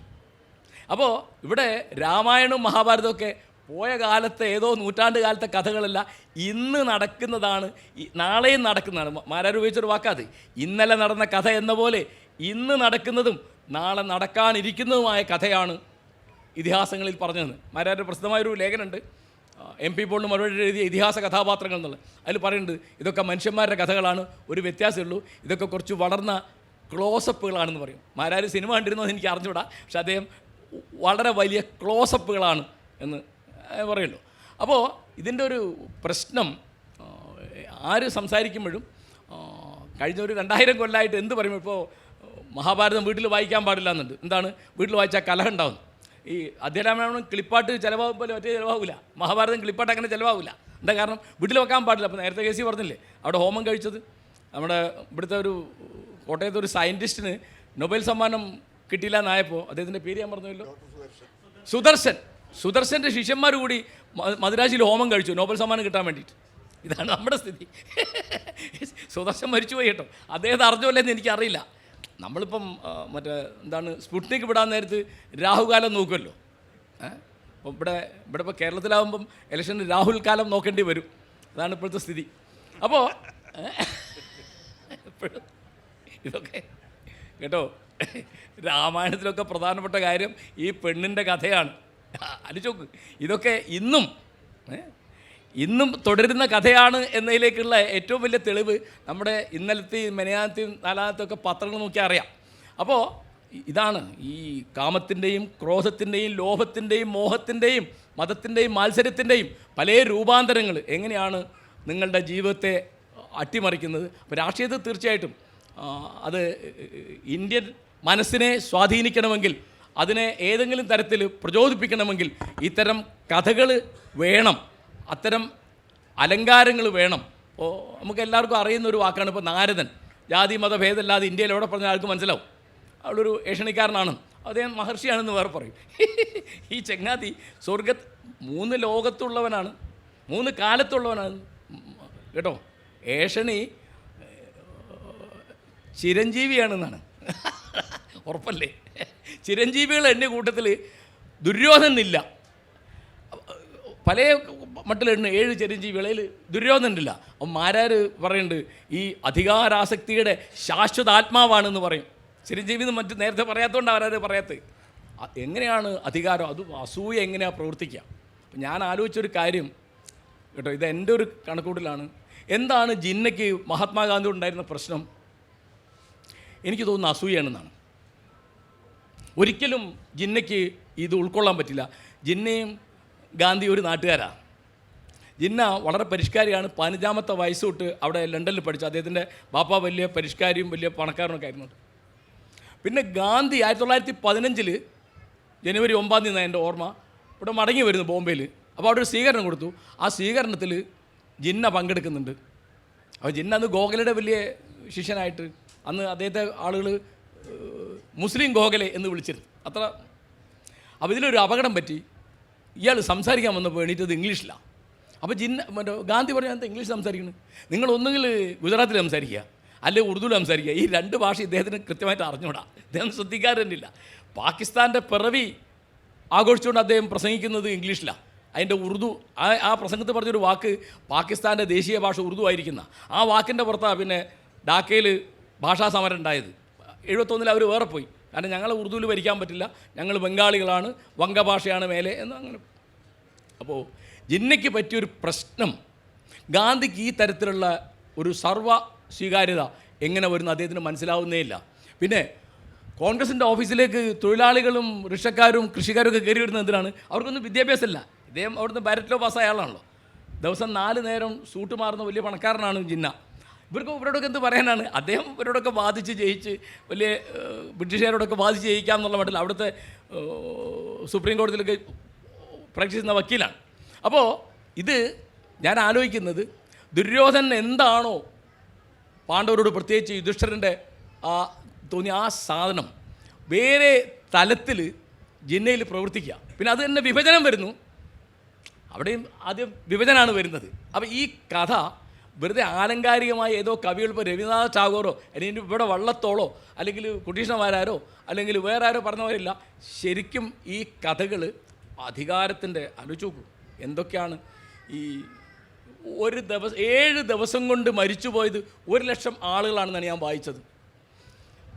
10 ലക്ഷം ആളുകളാണ് അഭയാർത്ഥികളായത്.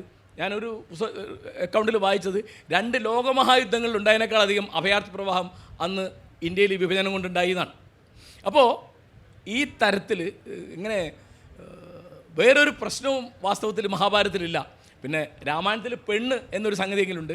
അപ്പോൾ അതുകൊണ്ട് എപ്പോഴും നമ്മുടെ ആളുകളെ, നമ്മുടെ ജനങ്ങളെ, ഭാരതീയരെ പല തരത്തിൽ പ്രചോദിപ്പിക്കാനും പ്രകോപിപ്പിക്കാനും പറ്റിയ കഥാപാത്രങ്ങളും കഥാസന്ദർഭങ്ങളും ഇമേജുകളും ശൈലികളുമാണ് അതിലുള്ളത്.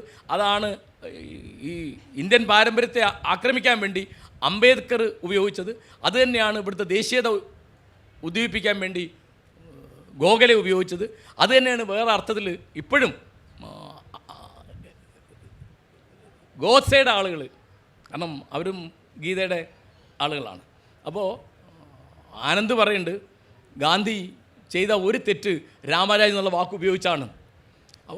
നെഹ്റു പറയുന്നുണ്ട് ഈ രാമരാജ് എന്നുള്ള പ്രയോഗം തെറ്റാണെന്ന. കാരണം ഒരു തരത്തിലും ഗാന്ധി ഉദ്ദേശിക്കുന്ന തരത്തിലുള്ള ധാർമ്മികത പുലർന്ന രാജ്യമായിരുന്നില്ല രാമൻ്റെ കോസലം.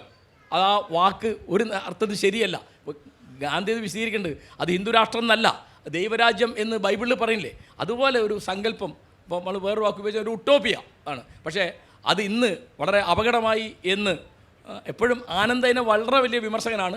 പലരും അതിനെ വിമർശിക്കുന്നുണ്ട്. എനിക്കും അത് ശരിയായില്ല എന്ന് തോന്നുന്നുണ്ട്. പിന്നെ ഇവിടുത്തെ പ്രശ്നം തുടങ്ങുന്നത് എൻ്റെ കണക്കിന് ഖിലാഫത്ത് പ്രസ്ഥാനത്തിന് ഗാന്ധി പിന്തുണ കൊടുത്തത് വലിയ തെറ്റായിപ്പോയി എന്നാണ് എൻ്റെ അഭിപ്രായം. അത് ഖിലാഫത്ത് മൂവ്മെൻറ്റ് തെറ്റാന്ന് ആദ്യം പറഞ്ഞ ആരാന്നറിയോ? ജിന്നയാണ്. ജിന്ന 1920 കോൺഗ്രസിന് രാജിവെച്ച് പോകുന്നു. 1919 ഖിലാഫത്ത് പ്രസ്ഥാനം.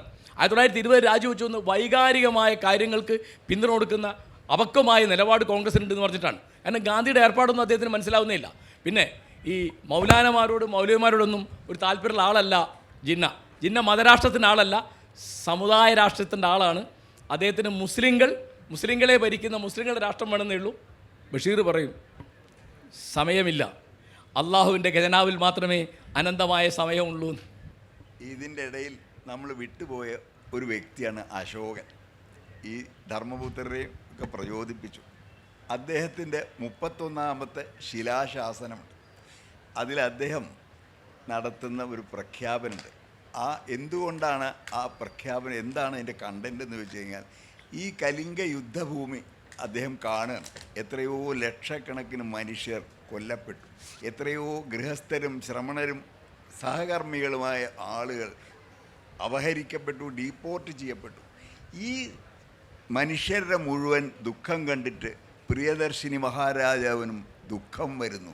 നിങ്ങളുടെ ദുഃഖം കണ്ടിട്ട് ആ ദുഃഖത്തിൽ ഞാൻ പങ്കാളികളാകുന്നു എന്ന് എഴുതി വയ്ക്കുകയാണ്. എന്തിനാ എഴുതി വയ്ക്കണേ? എല്ലാ കാലത്തേക്കും നിലനിൽക്കാനായിട്ട് ഈ ശിലകളിലും സ്തൂപങ്ങളിലും ഈ ദുഃഖ സന്ദേശം, കൺഫെഷണൽ സ്റ്റേറ്റ്മെൻറ്റ്, ഞാൻ എത്ര ലക്ഷങ്ങൾ, ഈ പറഞ്ഞ പോലെ ഈ സംഖ്യ തന്നെയാണ്, ലക്ഷങ്ങൾ ആളുകൾ മരിച്ചുപോയി എന്ന് കൊത്തിവെക്കുകയാണ്. ഇപ്പോൾ ഞാൻ അറിഞ്ഞിടത്തോളം ലോകത്തിൽ ഒരു രാജാവും ഒരു ചക്രവർത്തിയും അവനവൻ്റെ പരാജയം കൊത്തിവെച്ചിട്ടില്ല. ഒരു രാജാവും ഞാൻ തോറ്റുപോയി എന്ന് കൊത്തിവെച്ചിട്ടില്ല. ഒരു പഞ്ചായത്ത് റോഡ് ഉണ്ടാക്കിയാൽ അതിന് ഫ്ലക്സ് ബോർഡ് ഇടുന്ന ഈ കാലത്ത് ഇങ്ങനൊരു ചക്രവർത്തി ഇങ്ങനെ സ്വന്തം പരാജയം, ദുഃഖിതനാണ് ഞാൻ എന്താ ഈ കീഴടക്കിയിട്ട് എന്ന് കൺഫെഷണൽ സ്റ്റേറ്റ്മെൻറ്റ് ഒരു എന്നേക്കുമായിട്ട് അനശ്വരമായിട്ട് കൊത്തിവെച്ചു എന്നുള്ളതും ഈ മഹാഭാരതത്തിൽ കാണുന്നുണ്ട്. ഈ മറ്റേ അർജുനൻ ചോദിക്കുന്നുണ്ട്, സ്വജനധ്വംസനം ചെയ്താൽ സുഖമാമോ ജനാർദ്ദന, സ്വജനധ്വംസനം ചെയ്താൽ സുഖമാമോ ജനാർദ്ദന. ഇത്ര ഉള്ളിൽ തട്ടുന്ന ഒരു വരി, ഇത്രയും ഞാൻ എൻ്റെ ആളുകളെ കൊന്നാൽ എനിക്ക് സുഖം വരും എന്ന് പറയുന്ന തത്വം എനിക്ക് വിശ്വാസമാകുന്നില്ല. അപ്പോൾ ഇങ്ങനെ ഒരു ദുഃഖത്തിൻ്റേതായിട്ടുള്ള കൺഫെഷണൽ സ്റ്റേറ്റ്മെൻറ്റ് ആണ് മഹാഭാരതത്തിൽ ഞാൻ വായിച്ചപ്പോൾ എൻ്റെ ഉള്ളിൽ തട്ടിയിട്ടുള്ള ഒരു ഏറ്റവും ഗംഭീരമായ ഒരു വാക്യം. അത് ബുദ്ധൻ്റെ വാക്യമാണ്. ആ ബുദ്ധൻ്റെ വാക്യം കൂടി ഉൾച്ചേരുമ്പോഴേ ഈ മഹാഭാരതത്തിൻ്റെ ഹിംസയ്ക്ക് ഒരു വിപരീതമായ പാഠം അതിൻ്റെ ഉള്ളിൽ തന്നെ നിറഞ്ഞു നിൽക്കുന്നത് നാം കാണുന്നുള്ളൂ എന്നുകൂടി പറഞ്ഞുകൊണ്ട് ഞാൻ എൻ്റെ വാക്കുകൾ അവസാനിപ്പിക്കുന്നു. നന്ദി. പരമാവധി നമുക്ക് 2 ക്വസ്റ്റ്യൻസ് ആണ് സ്വീകരിക്കാൻ പറ്റുന്നത്. ഹലോ, ഞാൻ ആരോടാണ് ചോദ്യം? 2 പേരോടുണ്ട്. 2 പേര് മറുപടി പറയാൻ നന്നായിരിക്കും. ഞാൻ ജോർജ് തോമസ് ഫ്രം കോട്ടയം കൂട്ടിക്കൽ. മഹാഭാരത പുനഃസൃഷ്ടിക്ക് അർത്ഥശാസ്ത്രമോ അർത്ഥശാസ്ത്രത്തിൻ്റെ സൃഷ്ടിക്ക് മഹാഭാരത കഥാതന്തുവോ പ്രേരകമായിട്ടുണ്ടോ? Question number 1.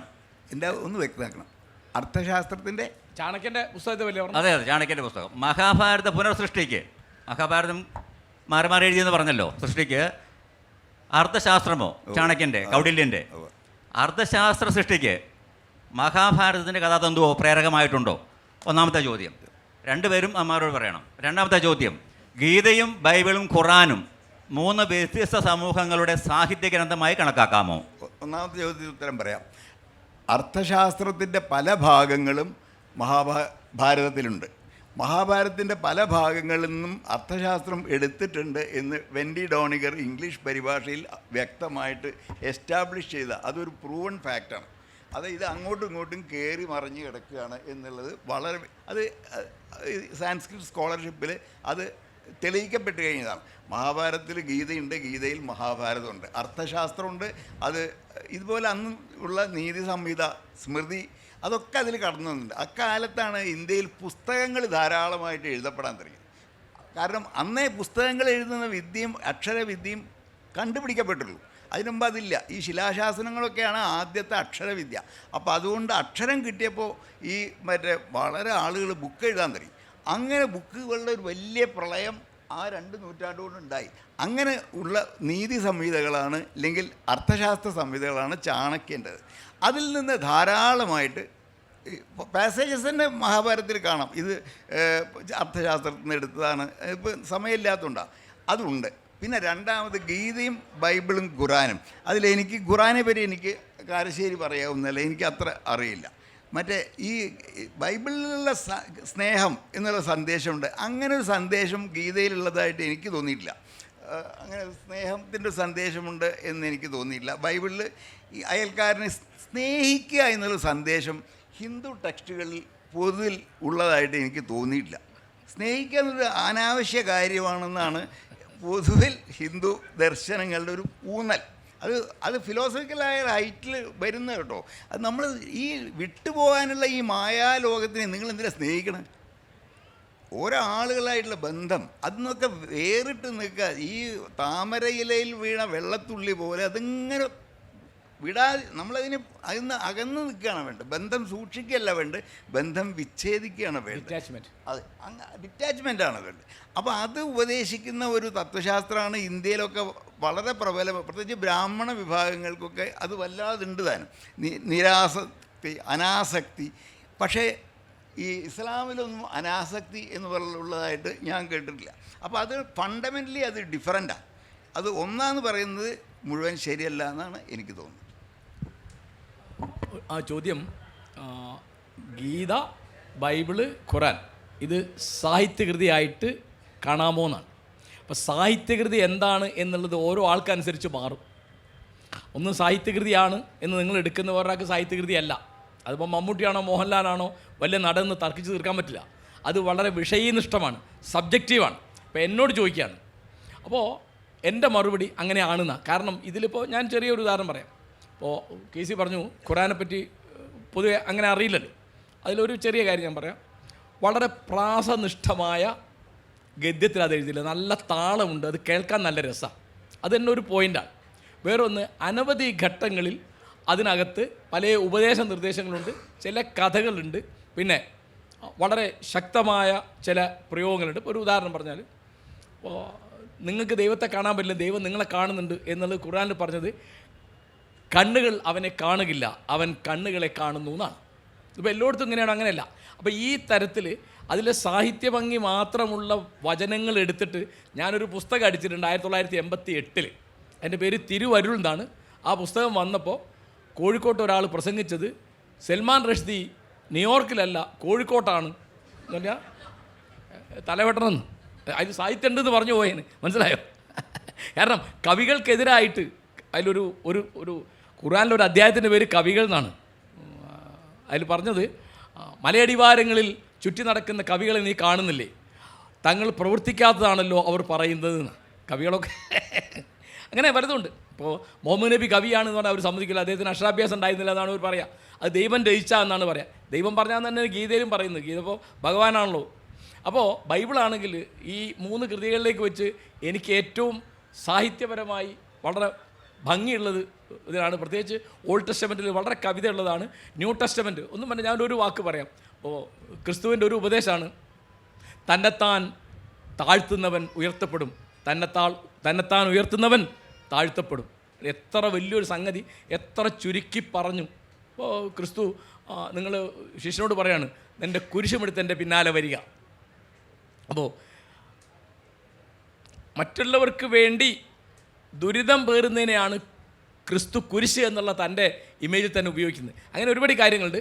അപ്പോൾ തീർച്ചയായിട്ടും ഈ എല്ലാ പുസ്തകങ്ങളിലും അന്നത്തെ കാലത്തെ പല തരത്തിലുള്ള ഹിംസകളും തർക്കങ്ങളും ഒക്കെ ഉണ്ട്. ഇപ്പോൾ ഖുർആനിൽ അന്ന് അവിടെ മുഹമ്മദ് നബിക്ക് പണി കച്ചവടമായിരുന്നു. അപ്പോൾ കച്ചവടക്കാരനറിയാം എന്ത് ഏറ്റവും വലിയ പ്രശ്നം പലിശയാണ്. അദ്ദേഹം പലിശ നിരോധിച്ചു. മാത്രമല്ല അവിടെ മക്കയിലും മദീനയിലൊക്കെ ഹുണ്ടിക കട കൊടുത്തുന്ന യഹൂദന്മാരാണ്. യഹൂദന്മാർക്കെതിരായിട്ട് അതിനകത്തുണ്ടാവും. അപ്പോൾ അതൊക്കെ ശരിയാണ്, ശരിയല്ല എന്ന് ഞാൻ പറയുള്ളൂ. ഇപ്പോൾ ഞാൻ ദൈവരചന എന്നൊരു സംഗതി തന്നെ അംഗീകരിക്കാത്ത ഒരാളാണ് ഞാൻ. അപ്പോൾ എന്നെ സംബന്ധിച്ചത് സാഹിത്യകൃതിയാണ്. പിന്നെ എല്ലാ സാഹിത്യകൃതി നമുക്ക് പറ്റുന്നതും പറ്റാത്തതൊക്കെ ഉണ്ടാവും. ഇതൊക്കെ മാറുന്നത് എങ്ങനെയാണ്? ഇപ്പോൾ ഗാന്ധി വ്യാഖ്യാനിക്കുന്നു ഗീത, അതുപോലെ ഒരാൾ ഖുർആൻ അങ്ങനെ വ്യാഖ്യാനിക്കുന്നു, അല്ലെങ്കിൽ ബൈബിൾ വ്യാഖ്യാനിക്കുന്നു. അങ്ങനെയാണല്ലോ ഇപ്പോൾ നമ്മൾ ലിബറേഷൻ തിയോളജി എന്ന് പറയുന്നത്. ഇപ്പോൾ നമ്മുടെ നാട്ടിലാണെങ്കിൽ ഫാദർ കാപ്പൻ, അല്ലെങ്കിൽ ജോർജ് പുലിക്കുത്തിയിൽ, അല്ലെങ്കിൽ നമ്മുടെ പുലിക്കുന്നേൽ ജോസഫ് പുലിക്കുന്നേൽ, അവരൊക്കെ വ്യാഖ്യാനിക്കുമ്പോഴാണ് നമ്മളിതിൻ്റെ വേറെ തരത്തിലുള്ള അംശങ്ങൾ മനസ്സിലാക്കുക. അപ്പോൾ സാഹിത്യകൃതി ആണെങ്കിൽ ഇങ്ങനെ വ്യാഖ്യാനിക്കാൻ പറ്റുള്ളൂ, അല്ലെങ്കിൽ പുരോഹിതം പറഞ്ഞു കേൾക്കേണ്ടി വരും. ഇപ്പോൾ എന്നെയൊക്കെ മദ്രസയെ പഠിപ്പിച്ചത് എന്താണെന്നറിയാം, ഖുർആൻ വായിക്കാൻ പഠിച്ചാൽ മതി, അർത്ഥം പഠിക്കരുത് എന്നാണ്. അങ്ങനെ ഇവൻ പറഞ്ഞതാണ് അർത്ഥം, നമ്മൾ അർത്ഥം പഠിച്ചാൽ മാറിപ്പോവും. വേദങ്ങൾ പരിഭാഷപ്പെടുത്താൻ പാടില്ല, വ്യാഖ്യാനിക്കാൻ പാടില്ല എന്നാണ്. അത് നമ്പൂരിക്ക് മാത്രം അവകാശപ്പെട്ടതാണ്. ഇതാണ് പൗരോഹിത്യത്തിൻ്റെ കയ്യിലൊരു ചരക്കാണിത്. പൗരോഹിത്യത്തിൻ്റെ കയ്യിൽ ഏറ്റവും വലിയ ആയുധമാണിത്. പൗരോഹിത്യത്തിനെതിരായ പോരാട്ടത്തെയാണ് വാസ്തവത്തിൽ നമ്മൾ നവോത്ഥാനം എന്ന് പറയുന്നത്. ഇപ്പോൾ കേരളത്തിൽ വലിയ തമാശ എന്താണ്, ആചാര സംരക്ഷണമാണ് നവോത്ഥാനം എന്നാണ്. ലാൽ സലാം എന്ന് പറഞ്ഞാൽ മോഹൻലാലിനെ അനുമോദിക്കുമ്പോൾ പറയുന്ന വാക്കായി മാറി. നല്ല തമാശല്ലേ ലാൽ സലാം എന്ന് പറഞ്ഞാൽ എന്താ? പാൽക്കെ അവാർഡ് കിട്ടി മോഹൻലാലിന് 2,84,00,000 റുപ്യ ചിലവാക്കി. അതിന് 10 ലക്ഷമേ ഉള്ളൂ അവാർഡ്. 2,84,00,000 റുപ്യ ചിലവാക്കിയിട്ടാണ് കേരള ഗവൺമെൻറ് ഇത് കൊടുക്കുന്നത്, ഏത് ആദരം പ്രകടിപ്പിക്കുന്നത്. അതിലുപയോഗിച്ച വാക്കാണ് ലാൽ സലാം. കണ്ടോ വാക്കിൻ്റെ അർത്ഥം? പണം പെരുകുമ്പോൾ പണത്തിൻ്റെ മൂല്യം കുറഞ്ഞു പോകും, പദം പെരുകുമ്പോൾ പദത്തിൻ്റെ മൂല്യം കുറഞ്ഞു പോകും. പണപ്പെരുപ്പത്തെക്കാൾ അപകടം പിടിച്ചൊരു സാധനമാണ് പദപ്പെരുപ്പം.